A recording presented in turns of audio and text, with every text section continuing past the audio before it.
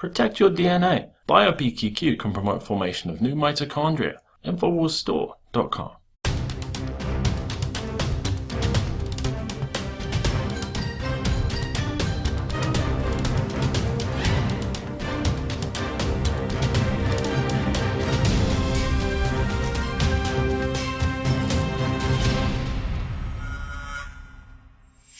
Welcome to the Infowars Nightly News. I'm David Knight. It's Thursday, July 2nd, 2015. Here are our top stories.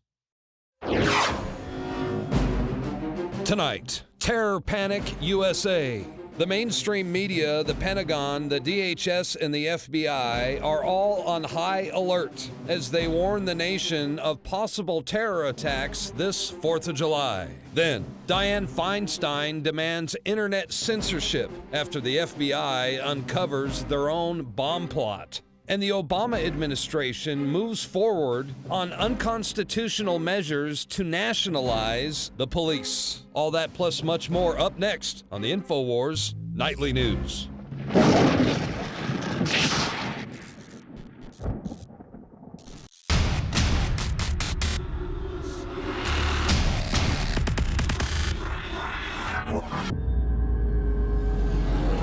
I want to make this announcement now. It's going up as we speak, a day early.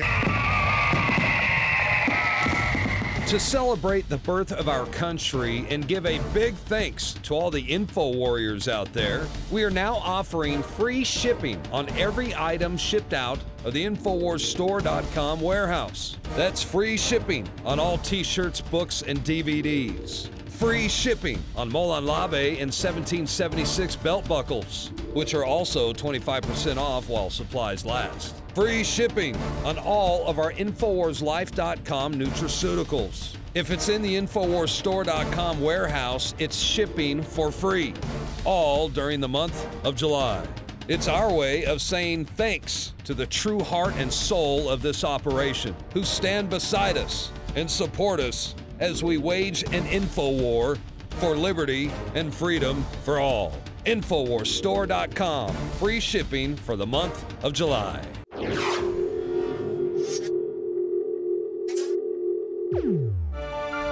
Our government has always wanted to maintain the illusion of freedom above all else, but now the illusion of impending danger is more important to them.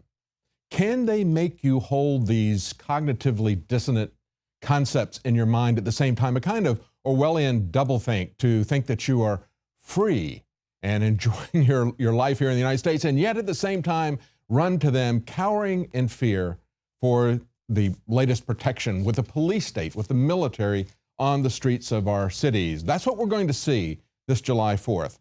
An article that came out from Reason is, "Don't be terrorized by your government this 4th of July."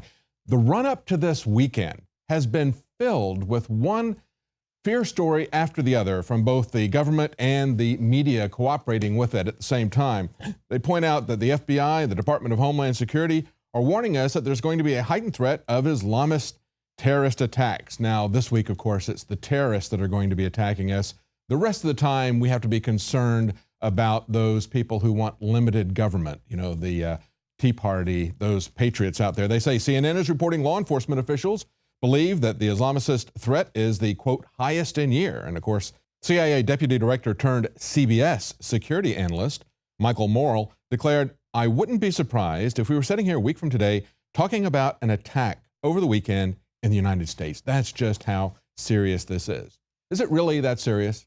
As Reason pointed out, there's only been 68 Americans that have died since September 11th in terrorist attacks, and that includes 13 in the Fort Hood shooting by itself. And of course, that was a military base where they had disarmed the soldiers because they cannot be trusted to carry their sidearms well along with them, just as Americans cannot be trusted to keep our weapons with us, according to those who want gun control. They point out Americans are 69 times more likely to die taking a bath rather than from terrorism. Nevertheless, we have these representatives going on all the different mainstream media. Look at this story here. This is from Steve Watson. Terror panic. Representative says New York officials expecting a dirty bomb attack on July the 4th. And of course, this is Megyn Kelly on Fox News working with Representative Peter King. one of the biggest neocon fearmongers and pushers of the security state and the police state you can find anywhere. So he goes on Fox News with Megyn Kelly, and he says, you wouldn't see the nuclear explosion devices being used the way they are if this was just a routine warning. And then Megyn Kelly picks up on that, says, did you say nuclear? And he says, yes, that's a big problem here in New York. Nuclear explosives, the dirty bomb. Okay, so besides sounding like some kind of Cold War hysteria, this reminds me very much of the staged back and forth between then Representative Markey, he's now a senator from Massachusetts, and Lisa Jackson with the EPA, where they had prearranged this thing to sell the public that fine particulate matter, you know, your barbecue smoke or maybe your fireworks, that was equivalent to cancer in this country. She said to Representative Markey in these hearings, she said, there's more people dying from this than from cancer. If we could solve this, it would be more significant than finding a cure to cancer. And he actually knew that's where they were going because he mentioned cancer before she said that. And he said, wait, did I hear you say cancer? And she says, yes, I said cancer. So he said nuclear bomb, dirty bomb. And let's be honest here. They will do that at some point. We know they will do that. They've got a lot of nuclear devices. A lot of them have gone missing. That will be the next step when they're ready to roll this out. But right now, they've got everybody in such a state of panic that people are looking everywhere for attackers. And of course, this happened today.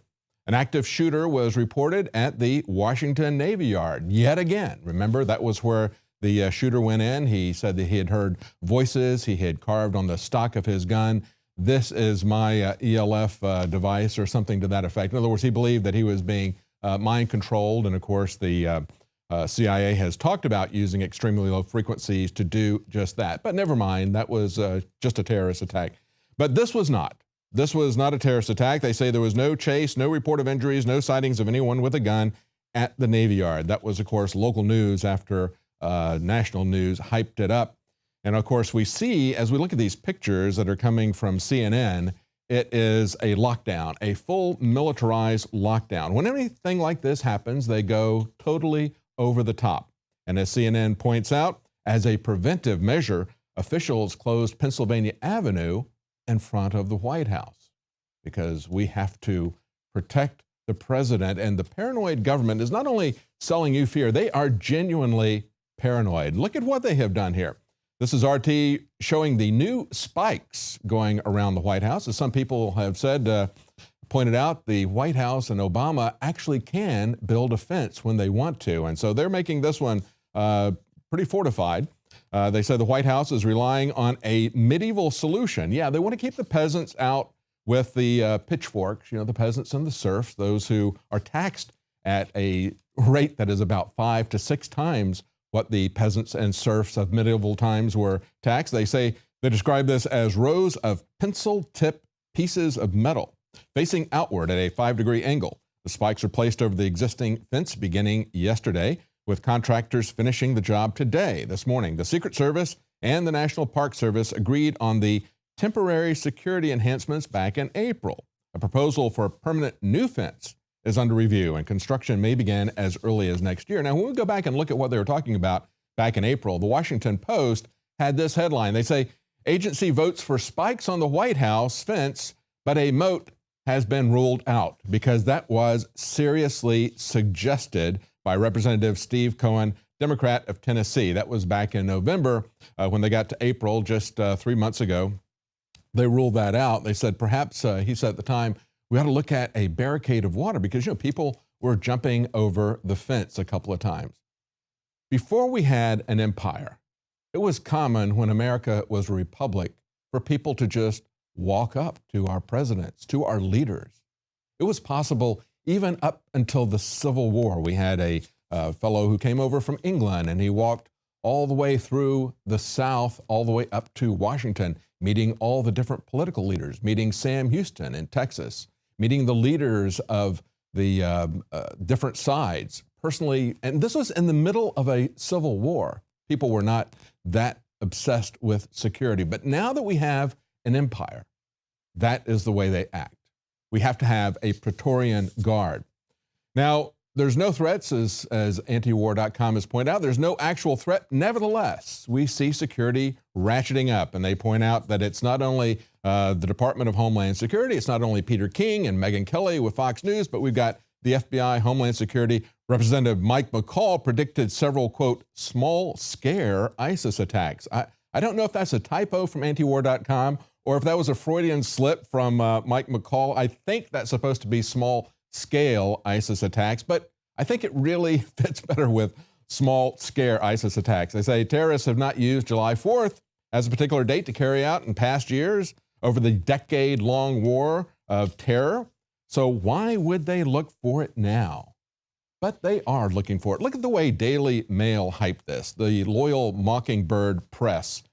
Their headlines, the sick ambitions of a caliphate bent on carnage. Chilling map predicts where ISIS will strike in the West with lone wolf attacks as FBI sets up 56 centers to monitor 4th of July terror threats. So not only do they say that, they show us a map. And of course, ISIS has been busy tweeting out this map because that makes them look big, or perhaps because ISIS and the federal government are connected so closely. They say the FBI is setting up command centers in all of its 56 field offices across the country ahead of the July 4th weekend to monitor any potential terrorist attack, law enforcement sources have revealed to them and told to Fox News and to Daily Mail. Now, this is our analysis of it. Kurt Nemo writes a story, FBI exploits the baseless 4th of July terror threat to establish command centers. It's actually a pretext to build and expand the surveillance grid because these command centers have been around with us for quite a while in this war on terror. We used to call them fusion centers. Remember the 2009 MIAC report from the Fusion Center? That was a story that was broken by Infowars, and that was where they were looking at people who had just voted in the election of 2008 for Ron Paul or Constitutional Party candidate Chuck Baldwin or others.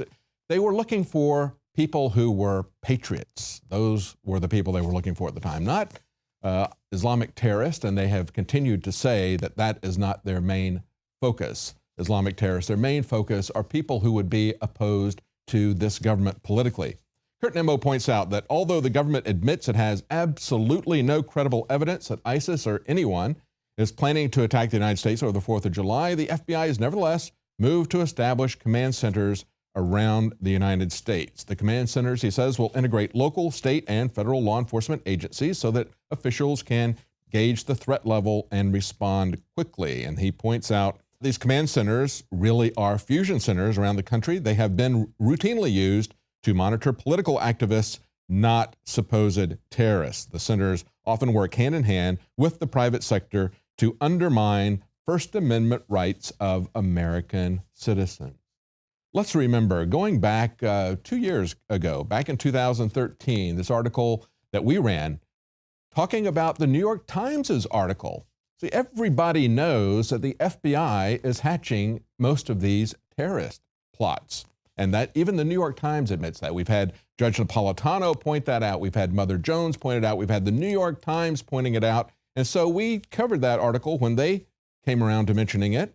Of course, in April 2012, the New York Times said terrorist plots hatched by the FBI. They revealed that many of the high-profile terror attacks foiled by the FBI were in fact fabricated from start to finish by the FBI itself. They say the U.S. has been narrowly saved from lethal terrorist plots in recent years, or so it seems. But all these dramas were facilitated by the FBI, whose undercover agents and informers posed as terrorists, offering a dummy missile, a fake C4 explosive, a disarmed suicide vest, and rudimentary training. Suspects naively played their parts until they were arrested. It's all smoke and mirrors, folks. That's what it's been so far. Just remember 3 months ago, where Dianne Feinstein demanded that we have internet censorship because the FBI had staged an event where they leaked a document, and she said that document should never appear on the internet. So she uses the FBI's linked document in a staged semi-pseudo attack to say that we ought to have censorship of the internet. After the FBI uncovered another one of the self-orchestrated terrorist plots, this is just 3 months ago, Leading to the arrest of 2 women, Senator Feinstein demanded online censorship of the literature that the FBI had published. And let's not forget where this is all going. This is all going to support the idea of a nationalized police force. Of course, they've been using the war on terror to extend what they had started with the war on drugs, removing our due process, corrupting the police, corrupting the legal system. But now they have taken it even farther. We have seen an infrastructure of tyranny, legal and physical, enacted in this country. That's what all the massive hoarding of ammunition by the federal government is about. That's what the pre-positioning of militarized assets in small towns all over the United States is about. And of course, it's about militarizing the police. As the New American points out, Obama's unconstitutional schemes to nationalize the police, they say before openly complaining about the militarization of the police, Obama was militarizing them at an unprecedented rate. At the same time, he was attacking the rights of Americans with slogans like, quote, weapons of war don't belong on our streets. Now, in that, he was referring to what they call assault rifles, which is a vague definition we all know. Nevertheless, he was talking about individual firearms that are recognized as a fundamental human right by our Second Amendment. So he says weapons of war don't belong on the street, but he was flooding the streets with real weapons of war at the same time. Tanks, armored personnel carriers, grenade launchers, and even more, they say, to the local police. And after the unrest in Ferguson, much of which was fueled by Obama ally and financier George Soros, as shown by an in-depth investigation in the Washington Times, Obama started complaining about the very militarization that his administration had been engaged in. So they released what they called the Task Force on the 21st Century Policing to study the issue, and guess what they said? Yeah, we need to nationalize the police. Russia is looking at this as well because, you know, every government wants to maintain an iron fist, an iron hold on power. The Russians are looking at this and saying, MPs, this is reported by RT today, MPs are proposing granting police exceptional rights in Russia. They say a group of Russian lawmakers have drafted a bill broadening police powers and giving them the, quote, presumption of trust.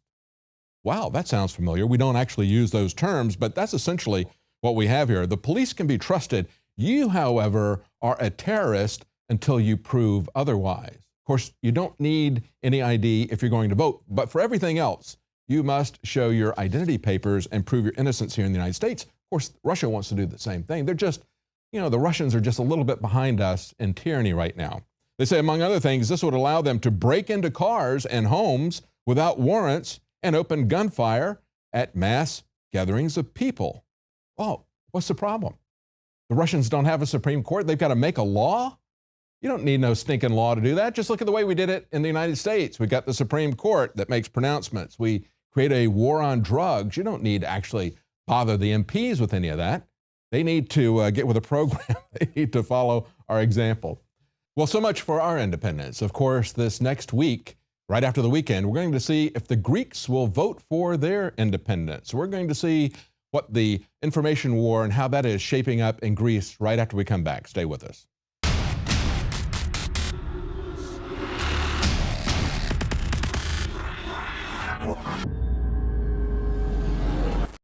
In the past decade, we have witnessed unparalleled scientific discoveries in the area of health. But no one has put together a formula that focuses directly on brain health, nerve growth factors, and optimizing your cellular energy at the same time. DNA Force is one of the most expensive formulas to produce. Some of the ingredients in DNA Force are $12,000 a kilogram. We are using the coveted, patented, only American source of PQQ, CoQ10, and more. You want the best that's out there at the lowest price anywhere? Well, we're bringing you a total win-win. The ultimate value, cutting-edge, trailblazing game changer that also supports the InfoWar.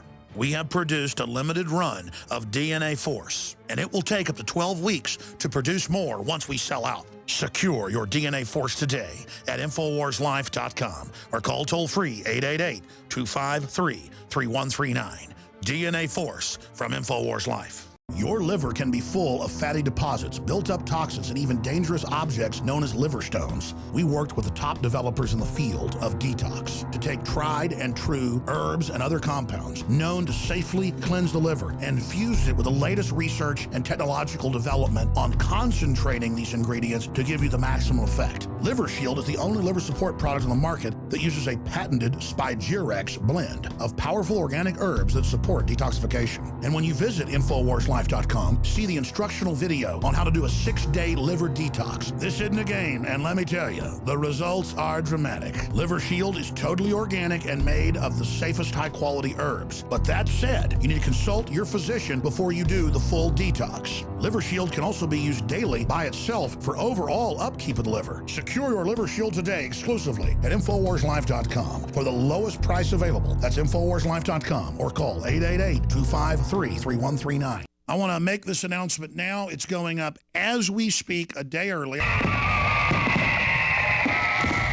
To celebrate the birth of our country and give a big thanks to all the info warriors out there, we are now offering free shipping on every item shipped out of the InfoWarsStore.com warehouse. That's free shipping on all t-shirts, books, and DVDs. Free shipping on Molon Labe and 1776 belt buckles, which are also 25% off while supplies last. Free shipping on all of our InfoWarsLife.com nutraceuticals. If it's in the InfoWarsStore.com warehouse, it's shipping for free, all during the month of July. It's our way of saying thanks to the true heart and soul of this operation, who stand beside us and support us as we wage an info war for liberty and freedom for all.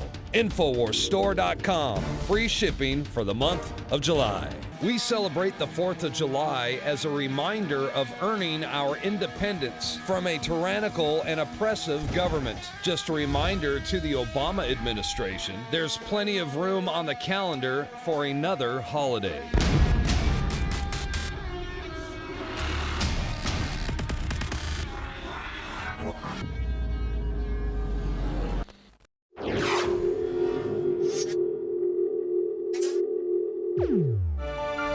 Now, as I said just before we went to the break, this week could be independence for Greece on July the 5th. But as we're leading up to that referendum that's going to be held in Greece as to whether or not they're going to go with the payment plan that's being put to them by the banks, that will essentially be a referendum as to whether or not they want to stay in the EU as well. At the same time this is all going on, of course, the rest of the European press is painting them as irresponsible, as profligate, as people who are basket cases, welfare cases. Nevertheless, they want them desperately to stay in because we understand what this is about. This is a giant reverse mortgage, and they're not finished getting their hooks into the Greek people yet. There's still some more stuff that they can loot if they can keep them in there long enough. Very much like the kinds of contradictory information that we're hearing on these trade agreements, where we're told this is going to be a great deal for us. The economy is going to boom. America desperately needs this. That's the same thing every government is telling their people while they keep the agreement secret. Because if it really was a good deal, they would show us. But every one of us are going to get screwed with this because this is for the benefit of the large banks and the multinational corporations. Again, Daily Mail comes in and says, the big fat Greek gravy train, a special investigation into the EU-funded culture of greed, tax, evasion, and scandalous waste, making the point that they have a very large welfare state. And yes, there is a lot of waste there. It is by design. Remember what Cloward and Piven said. They wanted to create a massive entitlement state so that they could use that to collapse the country and then establish socialism, and also for the bankers to take all of the assets after the collapse. Of course, we've also seen this with the World Bank in the 1960s, where they were accused of rent-seeking because they were going to all these third world countries and telling them to set up a very elaborate welfare system. Don't worry, we'll finance it for you. Easy payment plan, just like you do with a kid right out of college, giving them a credit card account. And then, of course, the whistle was blown on all that back in 2002 with Joe Stiglitz, who worked for the World Bank. We talked about this yesterday on the radio, how in 2002, Greg Palast talked about his interview and documents that he had about the World Bank, about IMF, his interviews with Joe Stiglitz. He did that on the Alex Jones Show, and of course there was a transcript of that put into Alex's 2002 book, 9/11, Descent into Tyranny. And if you're a Prison Planet subscriber, you can download that and read the PDF copy of that book as well. This is a known strategy. This is the way they've been working. We showed that 13 years ago, and it went on long before that. As I pointed out, that was a strategy back in the 1960s for the World Bank. So to complain about Greece and saying it's a big, fat Greek gravy train, at the same time, the BBC comes out and says, the Greek debt crisis, no vote won't lead to a better deal. This is the best deal you guys are going to get. So there's a massive campaign, both by the people who are the leaders of the EU finance groups, the finance ministers, everyone else, to tell them, go ahead, take some more debts. We'll keep extending and pretending, as Max Kaiser pointed it out. A different editorial comes from from USA Today. They say it's no tragedy if the Greeks leave the Eurozone, in their view. They say a return to the drachma would allow Greece to be Greece.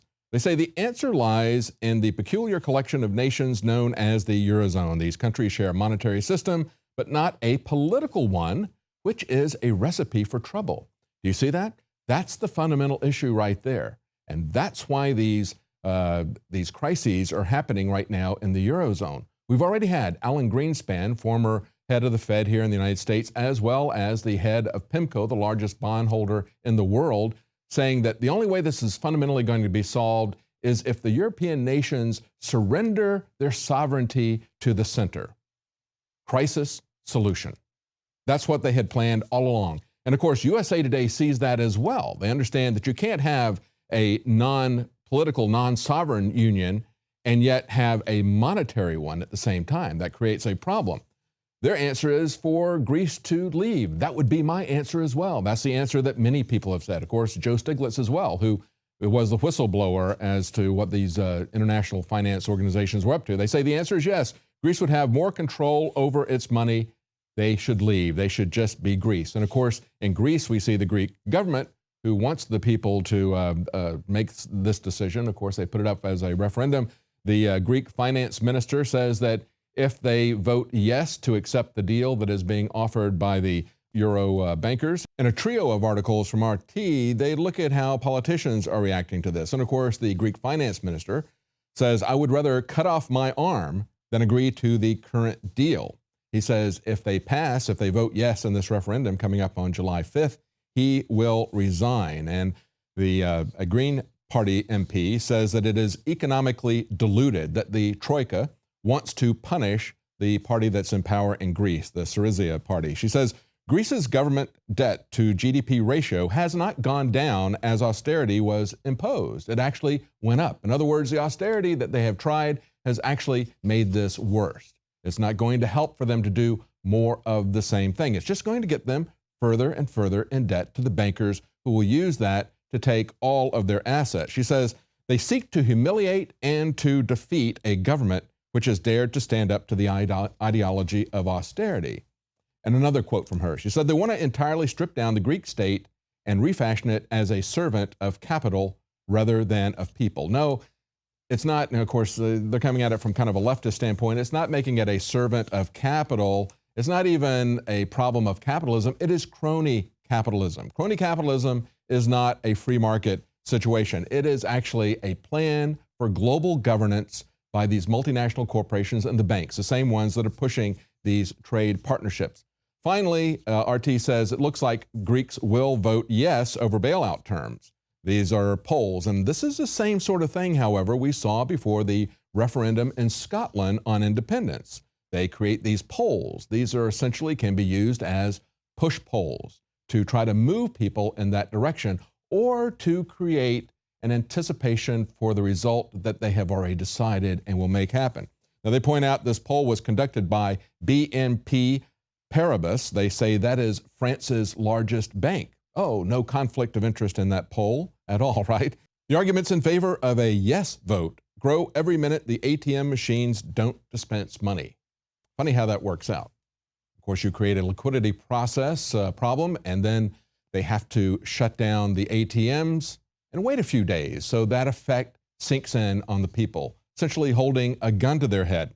We'll see who controls the voting machines, because that's the next thing we have to worry about. Not who controls the ATM machines, but the voting machines on July 5th.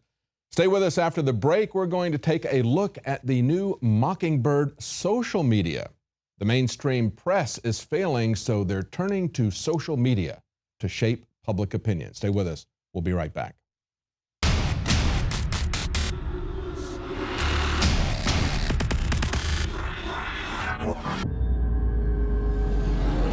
About a year and a half ago, Anthony Gucciardi just said, man, I just did a Dr. Gribb's liver cleanse, the one he recommends, and he's developing this proprietary stuff he's testing on himself right now. You really ought to do it. The results are dramatic after 6 days. And I'm like, no way I'm doing it. I don't believe that there's giant black or green balls in my gallbladder. And this is how ignorant I am. And he's like, look at it online. I'm not looking at it online, because stuff like that grosses me out. I don't want to go there. Well, finally, about 6 months ago, they convinced me to do it. I personally think everybody should go through a liver cleansing if you haven't done one. Results speak for themselves. I mean, hundreds of thousands of people have done this, and it dates back even 1,000 years, drinking oils to cleanse and purge the liver. Actually, the Greeks and over in India with Ayurvedic medicine have done it the same way. But how it works is, what you should do, and this is what our proprietary research led us to do back starting in the early 90s, when we were looking at the best ways to cleanse the liver, was to develop an herbal formula that contains herbs that will help soften or break down these globules or these stones in the liver and the gallbladder. This liver shield is the high-quality proprietary liver Trex developed by Dr. Grip that we've private labeled through him, and it's extremely strong, extremely concentrated, extremely high-powered. You combine that with the Oxy powder, oxygen-based intestinal cleanser, dietary supplement, clinically tested. We have them discounted at the lowest price you're going to find anywhere. Infowarslife.com. Obviously, folks should probably talk to their healthcare provider before they do this. This is one of the single biggest results, if not the biggest, I've ever seen in my life, literally in a 6-day period. This is something anybody can do. Obviously, the literature is well known on what liver cleanses do. This is the best one out there from our research. Infowarslife.com or 888-253-3139.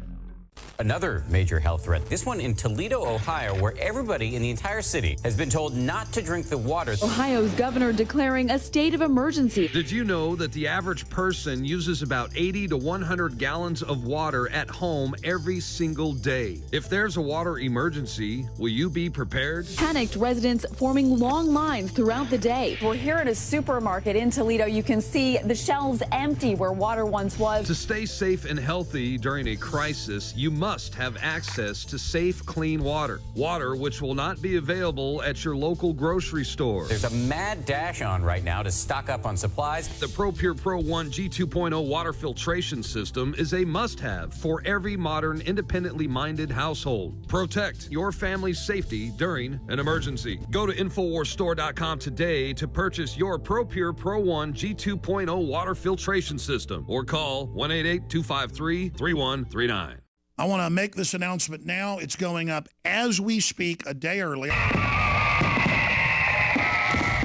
To celebrate the birth of our country and give a big thanks to all the info warriors out there, we are now offering free shipping on every item shipped out of the InfoWarsStore.com warehouse. That's free shipping on all t-shirts, books, and DVDs. Free shipping on Molon Labe and 1776 belt buckles, which are also 25% off while supplies last. Free shipping on all of our InfoWarsLife.com nutraceuticals. If it's in the InfoWarsStore.com warehouse, it's shipping for free, all during the month of July. It's our way of saying thanks to the true heart and soul of this operation, who stand beside us and support us as we wage an info war for liberty and freedom for all. InfoWarsStore.com, free shipping for the month of July. We celebrate the 4th of July as a reminder of earning our independence from a tyrannical and oppressive government. Just a reminder to the Obama administration, there's plenty of room on the calendar for another holiday.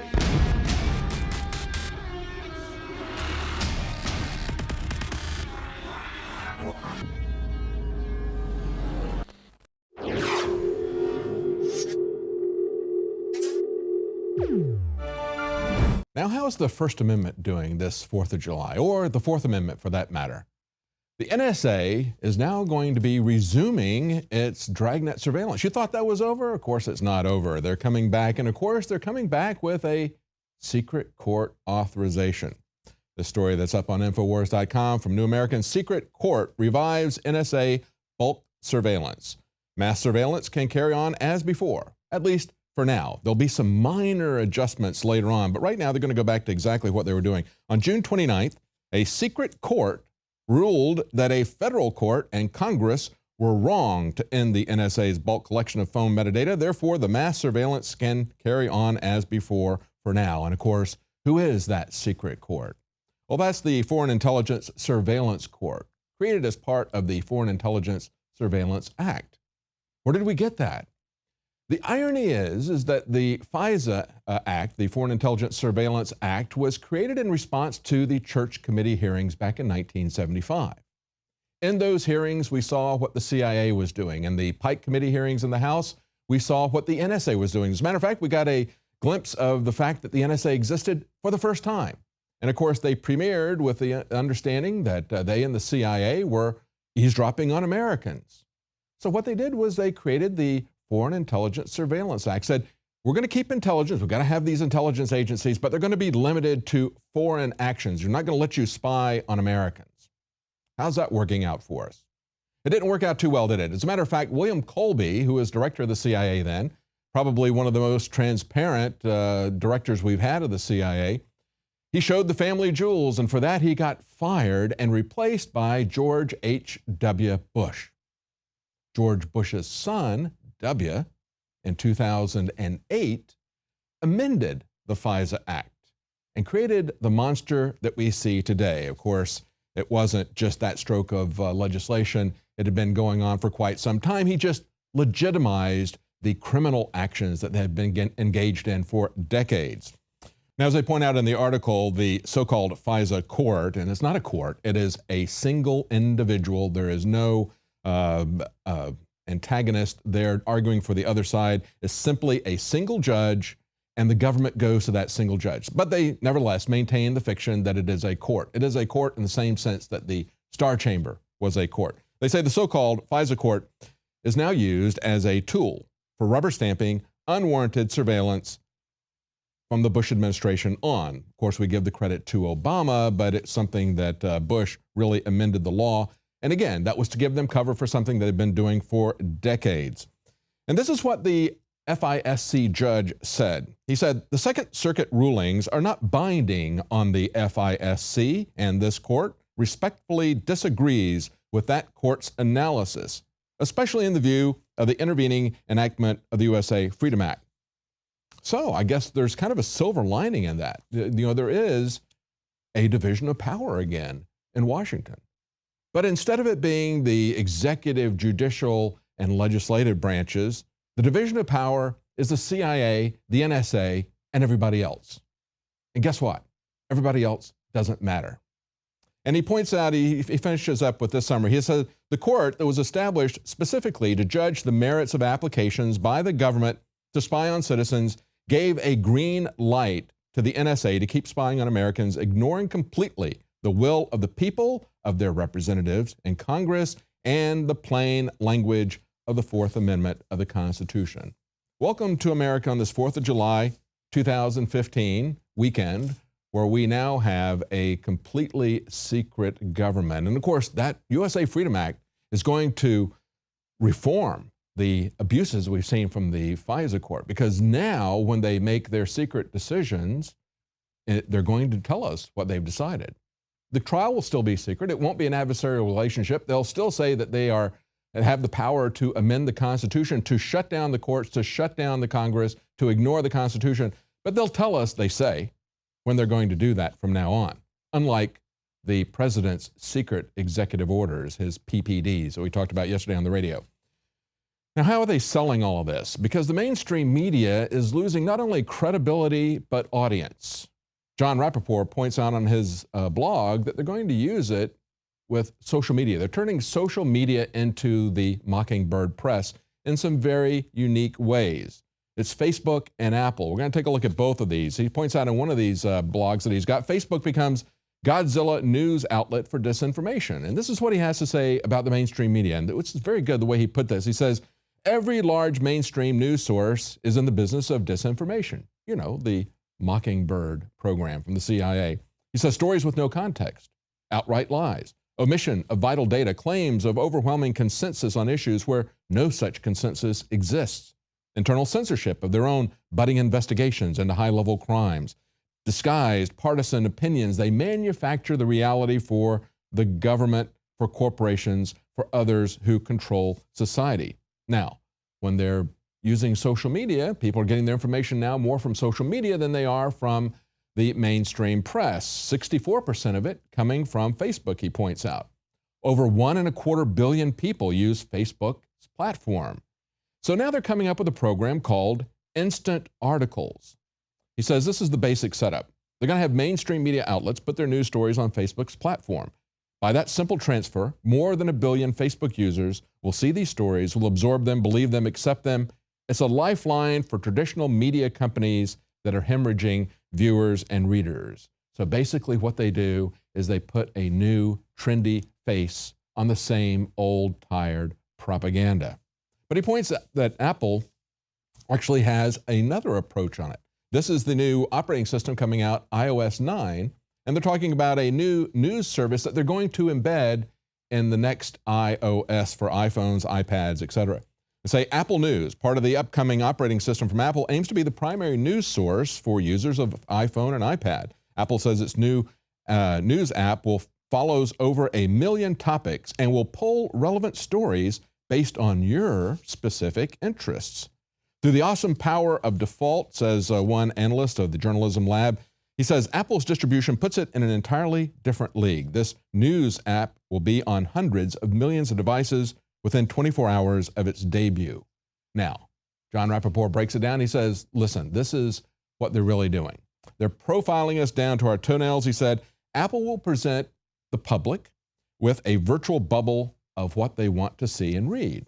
He says, so you're an Obama fan? Here's stories confirming your belief in the prophet. You want neocons on the rock with a little bit of conservative Republican twist? Here's some war footage that'll warm your heart. Or you're tuned into celebrity gossip? Here's your world in just 3 minutes. And he points out this is really decentralized centralization.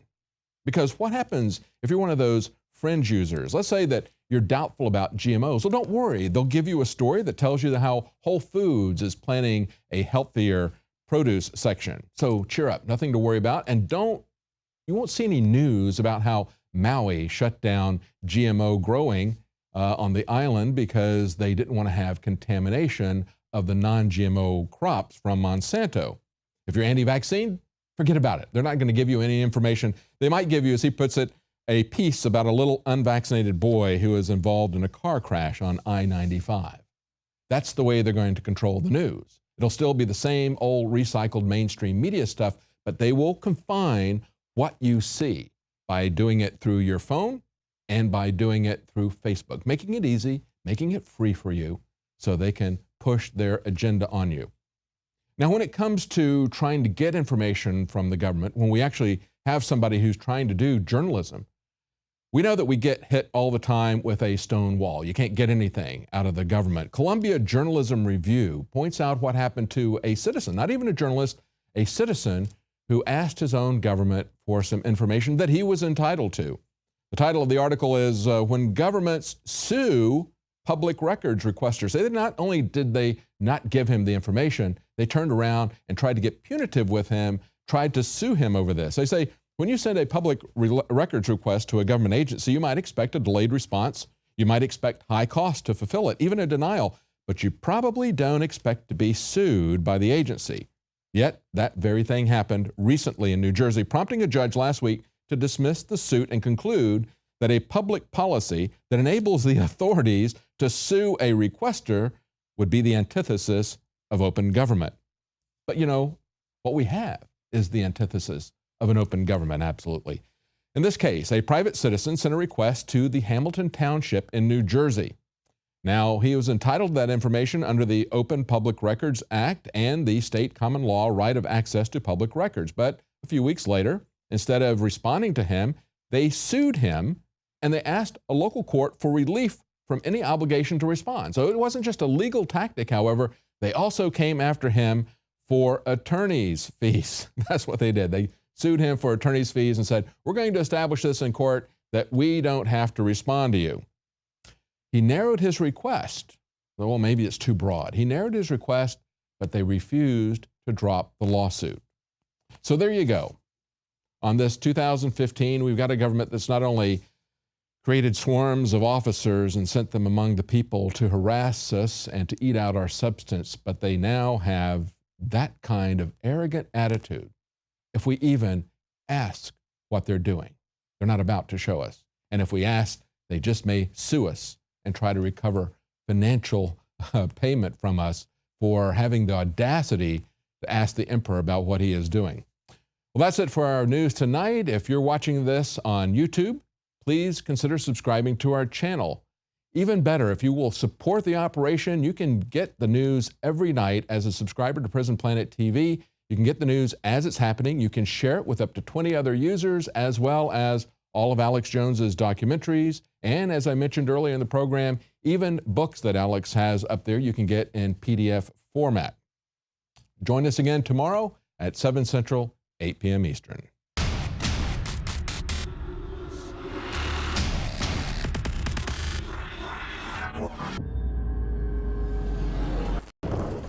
I want to talk about a perfect storm today.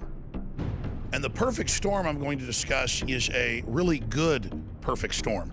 I have prayed, literally, to be able to find a high-quality gun sponsor that is affordable and that is extremely well-made and effective that I can promote to my audience.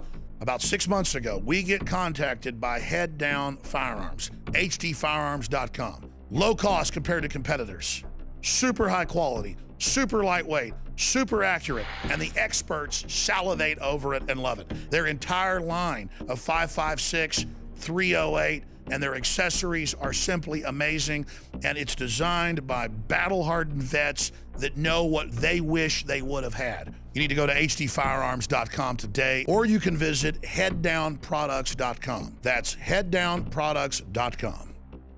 We celebrate the 4th of July as a reminder of earning our independence from a tyrannical and oppressive government. Just a reminder to the Obama administration, there's plenty of room on the calendar for another holiday.